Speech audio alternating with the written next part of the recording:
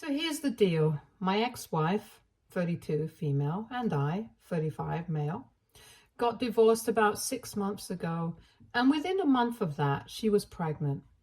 My ex-wife, let's call her Olivia, and I had been together for 3 years and married for 1.5 years when she told me that she had been having an affair with her boss. Let's call him Samuel, 42 male, for a couple of months. We have a 1-year-old son together, and when she told me about the affair, I was still trying to process it. But she already had the divorce papers and stuff ready because her boss had told her that he was ready to marry her. So far, the only reason she had been holding out was because she was not sure if Samuel was ready to commit to her or not. But as soon as she had some sort of commitment from him, she decided to dump me and the kid and take off with him. The divorce was relatively straightforward because I wanted full custody of our son and I got it. She didn't even bother to fight for it. Neither did she fight for anything else. I got everything that we had, and it made sense because now that she had Samuel, she was rich enough to have the kind of lifestyle that she wanted. After the divorce was over, I did not hear from her until recently. Although I had heard from a couple of common friends that she had announced her pregnancy just a couple of weeks after our divorce was finalized. I don't know exactly how many months along she is, and neither does that make any difference to me since she's out of my life for good. The divorce had been tough for me emotionally because, unlike her, I was actually in love with her, and I thought that we had something real. In the 3 years that we had been together, I had always noticed that she had a bit of a materialistic streak. But I had honestly never thought that it would come in the way of our relationship at any point. I've been doing pretty well for myself since I am an oncologist, but I can't deny that Samuel is a lot richer than me since he wants the company that my wife used to work in. Even though they had grown pretty close since she started working there, I had never felt threatened by him because I always thought that they were very good friends. And I was always quite secure about our relationship because I believed that Olivia loved me as much as I loved her. Clearly, I was mistaken because if that had been the case, she wouldn't have found it so easy to dump me and leave. And I can still understand finding it easy to leave me, but how somebody can give birth to a kid and then just abandon them makes no sense to me. She didn't bother to check up on how our son was doing even after this divorce, and that made it much easier for me to hate her because that's what she deserves. When she left me, she tried to tell me that the reason she was leaving was because I never had any time for her. Unlike Samuel, who was always there for her. It's not that easy to fool me, though. I know that the real reason she was leaving was because he was much richer than me. But when I brought it up with her, she started cursing at me and acted like I was a terrible person for even implying that, even if it was the truth. But anyway, the reason she reached out to me recently was also something to do with money. And that just proved me right because recently I have been named as the sole heir to my uncle's fortune. For context, my uncle was a businessman who built a fortune for himself in real estate and owns one of the largest real estate companies in the state. He never married, never had any kids of his own, but we were pretty close. He adored me, and I knew that, but I still hadn't expected him to name me as the sole heir to everything that he owned. Everything is still being evaluated, but I know for a fact that I'm looking at an estate worth more than $2 million. And I haven't even started to think about how much his assets are worth.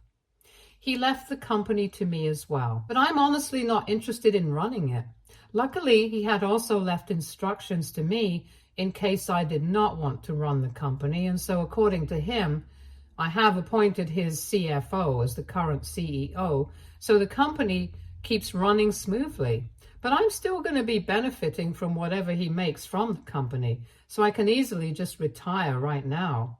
However, I'm still going to continue working because I love the work that I do. And with all the money that I have right now, I can even give back to society in much bigger ways. But that's enough about my own noble plans.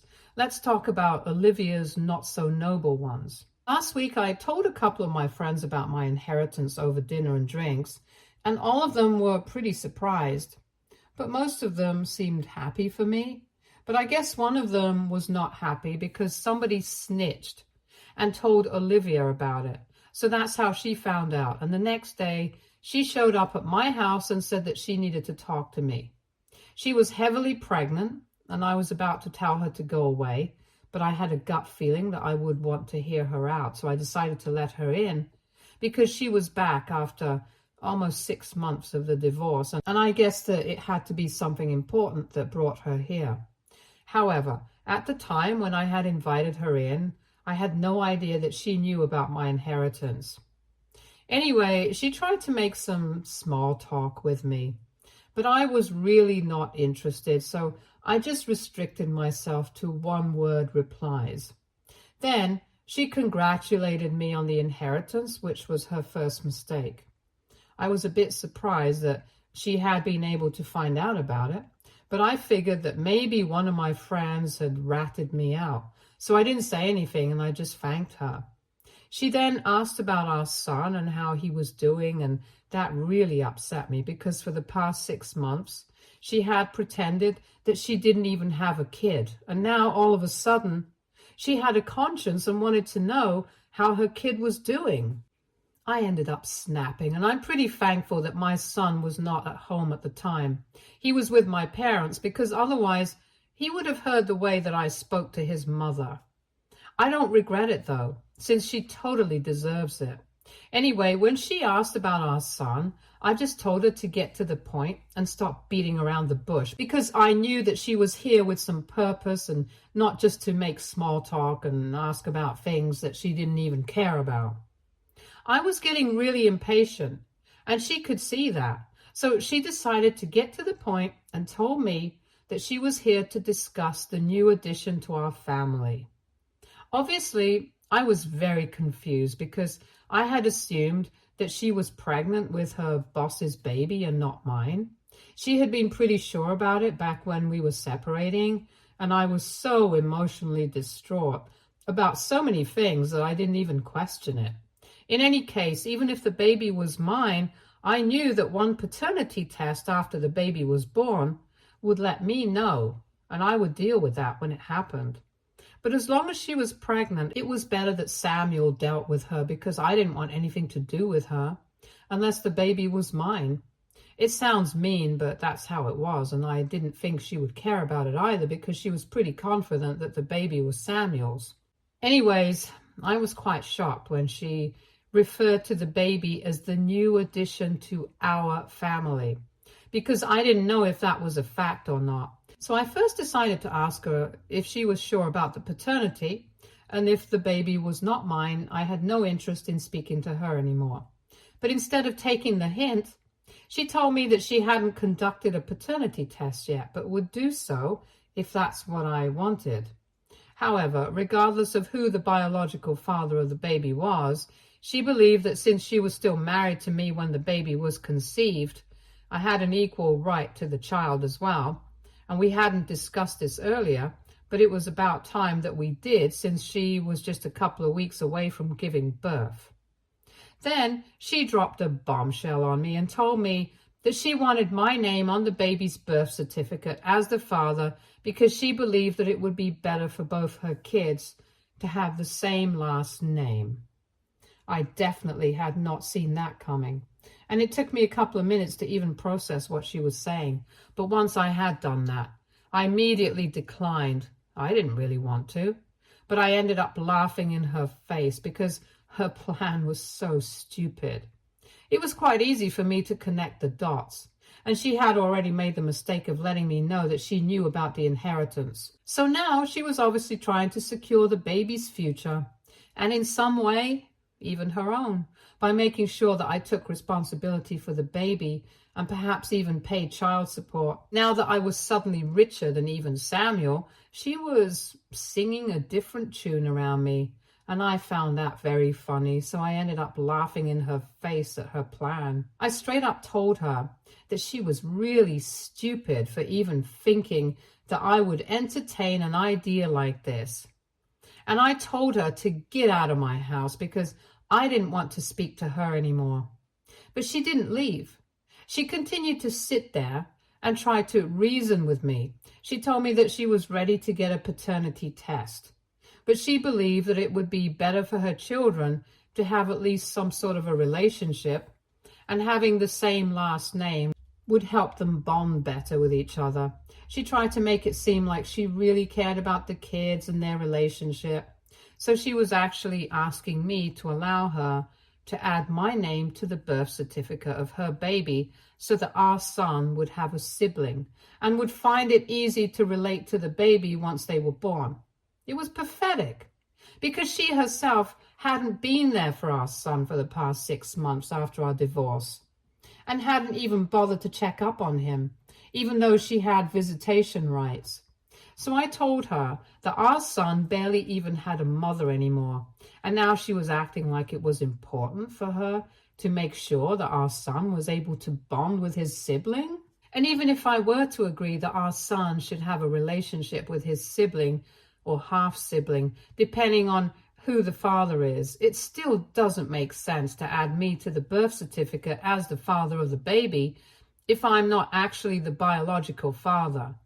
So I made it very clear to her, if the paternity test proves that the father is me, then I might even entertain her idea. But if it doesn't, then I'm simply not interested. Once I made that clear to her, she tried to argue with me some more and was desperately trying to make it seem like she really cared about the relationship that her future baby would have with our son, regardless of who the parent was, and that's why she wanted my name on the birth certificate.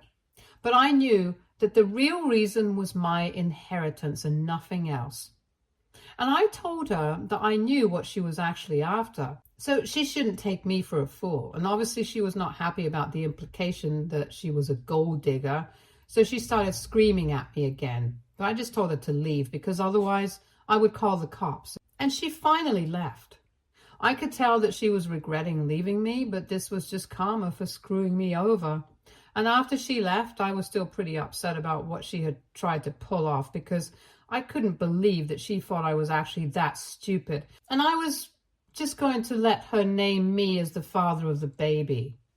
Of course, if I'm actually the father of the baby, then I would have no issues. But her suggestion that all our kids should have the same last name, and that's why she wants to admit the birth certificate of the baby, regardless of whether I'm actually the father or not, just did not sit well with me. Had she come to me to ask for a paternity test so we could find out the actual parentage and then worked our way forward, then I might have respected it. But this was clearly just a plan for her to claim her stake in my inheritance. Because she couldn't come up with a valid plan, she was grasping at straws. I was pretty upset, and I couldn't let this go without retaliating because so far I hadn't done anything at all to get back at her. But after she had come to visit me and we had that discussion, I was so angry that I decided to reach out to Samuel, and I sent him an email about what just happened. At that point, I did not even care if he already knew about her plan or not. I just wanted to create trouble in some way or the other, and that was the only idea that I could come up with. I wasn't sure if it would actually work or not, but I got lucky, and as it turns out, Samuel had no idea that this was what she was up to behind his back. I didn't get to know any of this through them, obviously. He did not reply to my email, but after I sent it to him, he apparently got into a really big fight with Olivia, and I don't even blame him. I think anybody in his position would have done the same thing. But instead of cutting her losses and dealing with the situation at hand, she is simply too busy blaming me and has been posting about it nonstop. Not just posting, but she also has been speaking to all of our common friends and trying to get them to talk to me and set the record straight with Samuel. I don't even know what that means because as far as I'm concerned, I already set the record straight with him by telling him the truth. Obviously, none of our friends are on her side. They think that what I did was perfectly justified. This is strange because I'm pretty sure that one of them had to be the person who ratted me out and told her about the inheritance. I just didn't find out who it was so I could cut ties with them. Anyway, until then, I have Olivia to deal with because she's really getting on my last nerve. She has been posting relentlessly about how I'm jealous of her lifestyle and I'm upset about the fact that she left me, which is why I have been actively trying to ruin her relationship with Samuel and feeding him a bunch of lies about why she visited me last week. She claims that she only visited me to see her son since I haven't allowed her to see him. Even that day, she was fighting with me because she wanted to see him and I refused to bring him back from his grandparents' place. That's what she wants me to admit. But I'm not going to do that since that's clearly a lie. I have done everything in my power to avoid speaking to her or interacting with her, but she just won't stop talking about me.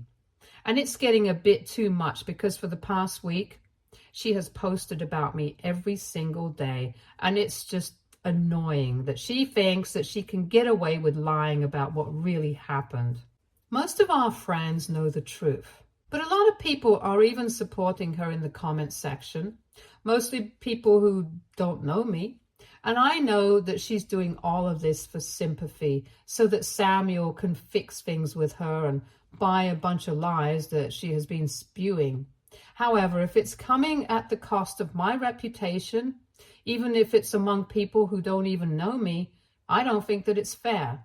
So I have been considering putting out the truth for everyone to see. And the reason that I have held back is because I know that it's going to damage her reputation significantly. And Samuel is definitely going to dump her. They're not even married yet, so it's going to be very easy for him to just leave, since they're only engaged. But before I do that, I want to make sure that I'm doing the right thing. So WIBTA, if I posted about how my ex-wife wanted to name me as the father of her baby in the birth certificate, update 1. So I did it. I actually posted the truth before even opening the comment section here because my gut feeling said that I should just go for it, and that's what I did. Afterwards, I came to Reddit to validate my decision, and I'm very grateful that most people believe that posting my side of the story would be the right thing to do. I had blocked her after the divorce, but I unblocked her just so she would be able to see this post. Most of our friends are supporting me, and even though I know that I'm doing that, I think that with or without the support, I think it means a lot to me that they are standing by me, because I'm pretty sure it's really pissing her off. She hasn't been able to get the kind of sympathy that she wanted. And from what I know, she hasn't had to move back in with her parents because Samuel doesn't want her living with him anymore. It has been a week and 4 days since I sent Samuel that email. And even though he hasn't replied to me, a lot of things have happened since then. And I know that there is trouble in paradise. I'm pretty glad that this is happening to them because she left me and our son for someone else, just because he was richer than me. And Samuel, well, he was just a homewrecker. I'm glad that karma is finally catching up to them, and I really hope that this teaches them a lesson of a lifetime. Even if it doesn't really matter because I'm still going to be rich, and I'll be happy with or without them. My son and I are even planning on taking a vacation in a couple of weeks because I think I need a break. I've been working myself to the bone ever since the divorce, and now that I'm finally getting the closure that I thought I needed, I think a well-deserved break will do me a lot of good. And when I come back, I'll be ready to work even harder. The only piece of the puzzle that I haven't been able to figure out yet is who exactly had ratted me out to Olivia, because so far I have asked several of my friends if they had said anything about my inheritance to Olivia, and all of them have denied having anything to do with it. The people who I had told about the inheritance are really close to me, so I really hate the idea that one of them had been lying to me. But well, that's how it is. Anyway, I'm going to start planning my vacation with my son now. Update 2. Olivia showed up at my door again today, and this time my son was at home as well. So I told her to go away instantly because I was pretty sure that she was not here to see him, and she was here to probably pick a fight with me, and I didn't want my son to see me acting like that, since Olivia just brings out the worst in me. But she refused to leave, and she told me that she was here to see her son, and since she had visitation rights, I couldn't exactly stop her. And that was true. So I had to let her in and allow her to see our son. I was not happy about that at all, but if I had refused, there might have been legal repercussions for it, and I have already spoken to my lawyer to prevent this from happening in the future. Just to be clear, it's not that I don't want her to see our son at all. I would obviously love for our son to be able to have a normal relationship with both his parents, but I don't want her coming and going out of his life whenever she wants to. The first time that she left home to move in with Samuel, she didn't even bother to say goodbye to our son, and it was very obvious that in the following weeks, he had found it very difficult to cope with her absence. I did not want that repeating once again, so I've spoken to my lawyer, and we are going to file for supervised custody visits so I can monitor when she gets to see him and she can't waltz in and out whenever she wants to, because that's not good for our son. Anyway, our son was a little confused to see her at first, but afterwards he seemed happy enough. She ignored me for the entire time that she was here, but I noticed that she started to take a bunch of videos towards the end of her visit. The only thing that I said to her before she left was that I did not want her to post any of those videos online because I did not want our son to have an online presence when he was so young. To that, she only told me that she was saving these videos for herself in case she missed him too much, which I think is a bunch of BS. But I didn't argue with her because it would be pointless. Anyway, that was what happened, and I think it was pretty weird, but it's not like she did anything wrong, so I can't complain. Update 3. So I had asked my lawyer to file for Olivia to have only supervised visiting rights after she visited us out of the blue to see our son a couple of days ago. But after what happened last evening, I don't think that's going to be necessary anymore. After her last visit, she hadn't posted anything against me, and in fact, she had been pretty inactive on social media for quite a while. She had made a few posts against me after I had put out my side of the story, but that was just for a few days, and then she just went silent. And then she paid me a visit to see our son, which was also quite strange. However, what happened yesterday is what takes the cake, because she just showed up once again randomly with a lawyer and handed me signed paperwork, which said that she was giving up custody of our son. She and her lawyer informed me that they would file the petition and get this approved by family court soon enough. She just wanted to give me a heads up before all of that happened, so I wouldn't be taken by surprise. I really couldn't stop myself from asking why she was doing this, because just a couple of days ago, she had visited us to meet our son, but she didn't exactly give me a straightforward answer. All she said was that she had decided that it was in the best interest of our son to only have one parent, and that would be me, because she was going to be too busy taking care of her future kid. And interacting with him the other day had made her realize that he was better off without his mother, since neither did he seem to attach to her, nor did she feel anything when she was around him. So she wanted me to take over entirely and told me that she wouldn't be bothering us anymore with her presence. I was really confused about what was going on, and I kind of felt bad for my son because his mother had said that she did not feel attached to him. And even though he doesn't even know what that means yet, I know that it would hurt him if he understood. But I did not try to stop her, since no matter what I wanted, she had made up her mind, and if she did not want to be a mother, then I was not going to force her to. And she definitely was right about one thing. It would be better for him to just have one parent around him, and that would be me, because I was actually willing to be a father to him. Before she left, I asked her if she knew anything about the paternity of her kid, and she told me that she had decided she would only get a paternity test conducted after the baby was born. And until then, I had nothing to worry about. She also told me that if the baby turned out to be mine, we would work out an arrangement that worked for both of us. But until then, she did not want me to speak to her. And well, I respect that. It might seem insensitive, but I already have a lot on my plate to be worrying about a kid who's probably not even mine. Update 4. I finally heard back from Samuel after almost 4 weeks since I sent him that email, and I learned a lot of things that I did not know about Olivia and this situation. He started off by apologizing to me for, well, everything. But I'm not going to get into that. After the apology, he told me that they actually had conducted a paternity test a couple of weeks back, and they knew for sure that the baby was not mine.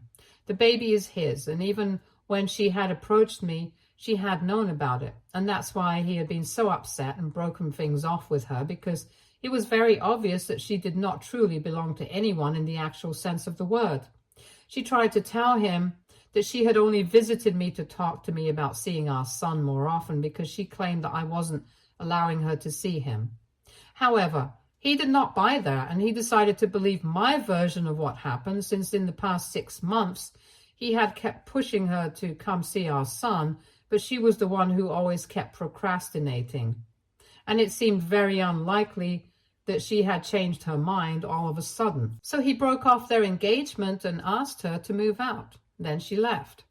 Even after she had left, she sent him a couple of videos with our son to prove that she had actually visited our son a couple of times, and she hadn't been lying about what she had said to him. But he's not an idiot. He could see right through her. At least now I know why she had taken all those videos, and it was just so that she could use it to prove herself right. And I can't imagine something more disgusting. She was literally using our son to get back together with Samuel. And when she realized that it was not going to work, she decided to give up custody of him. Anyway, he told me that they were still going to raise their child together, and she's claiming an exorbitant amount of child support right now, which is expected since she quit her job after she got engaged to him. But that's their problem now, and I'm done with her. Soon enough, I will have full sole custody of our son. And even the procedure of inheriting everything that my uncle left me is almost over, so I'll be pretty rich.